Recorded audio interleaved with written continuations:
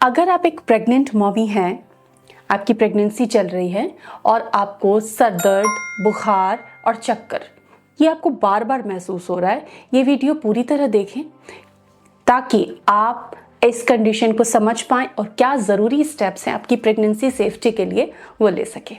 बिल्कुल डरने की ज़रूरत नहीं है, समझदारी से हर मुसीबत ख़त्म हो जाती है।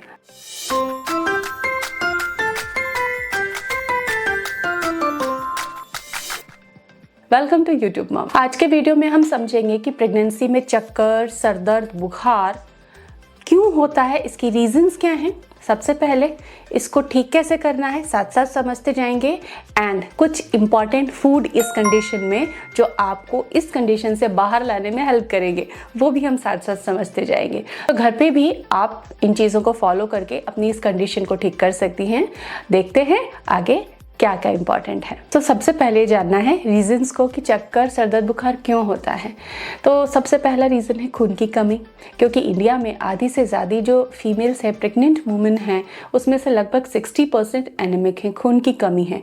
खून की कमी का लेवल अलग अलग होता है। अगर बहुत ज़्यादा खून की कमी है, 7-8 पॉइंट से भी ज़्यादा नीचे है हीमोग्लोबिन, तो चक्कर आना, कमज़ोरी रहना, सर दर्द रहना, थकान रहना, ये कॉमन चीजें होती हैं। दूसरा रीजन है कि gestational blood pressure fluctuations. Pregnancy में जो आपके शरीर का खून है वो काफी मात्रा में बढ़ जाता है, वॉल्यूम बढ़ जाता है, मात्रा बढ़ जाती है शरीर में खून की, तो डेफिनेटली वो दौड़ेगा भी फास्ट, तो इस वजह से ब्लड प्रेशर हल्का बढ़ा आता है, ये नॉर्मल बात है। लेकिन अगर आपको ब्लड प्रेशर की वजह से चक्कर आ रहे हैं, मितली आ रही है, मन खराब हो रहा है, उल्टियाँ हो रही हैं, सर दर्द रह रहा है आपको, तो ब्लड प्रेशर चेक कर लीजिए। ब्लड प्रेशर का चेक रखिए प्रॉपर, सुबह शाम चेक कीजिए और हाँ, डॉक्टर से ज़रूर मिल लीजिए, क्योंकि प्रेगनेंसी में इस चीज़ को आप घर बैठकर ठीक नहीं कर पाएंगे।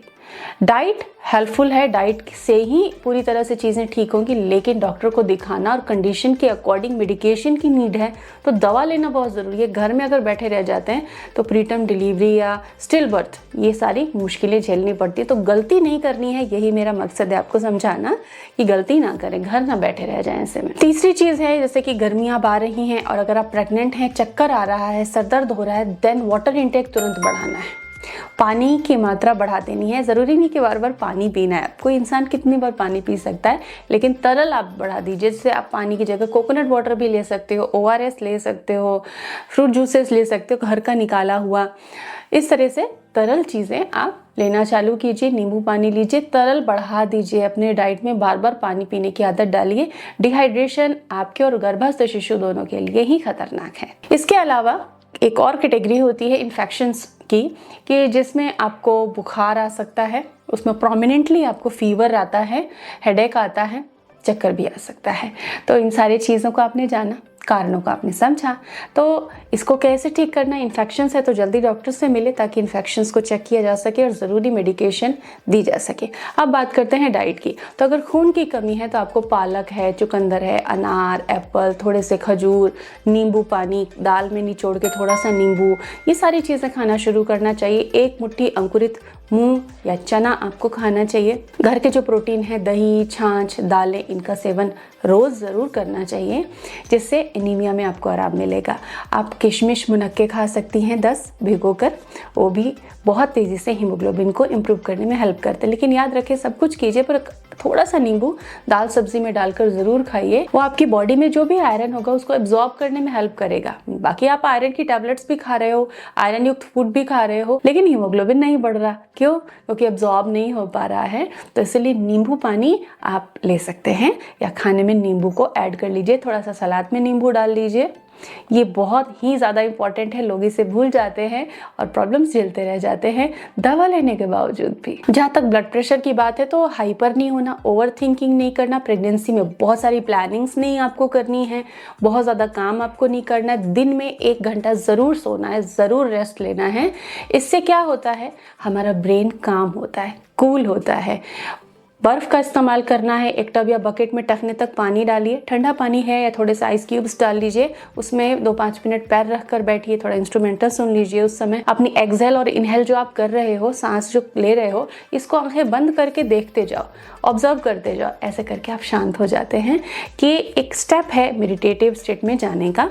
तो आप मेडिटेशन की हेल्प ले सकते हैं। ब्लड प्रेशर जब बढ़ता है तो आपके खाने में से नमक कम कर दिया जाता है। कहा जाता है कि आप मीठा खाइए, कुछ सीजनिंग वगैरह डालकर खा लीजिए, जैसे स्प्राउट, चने, उस पर नींबू वगैरह डालकर ले लीजिए।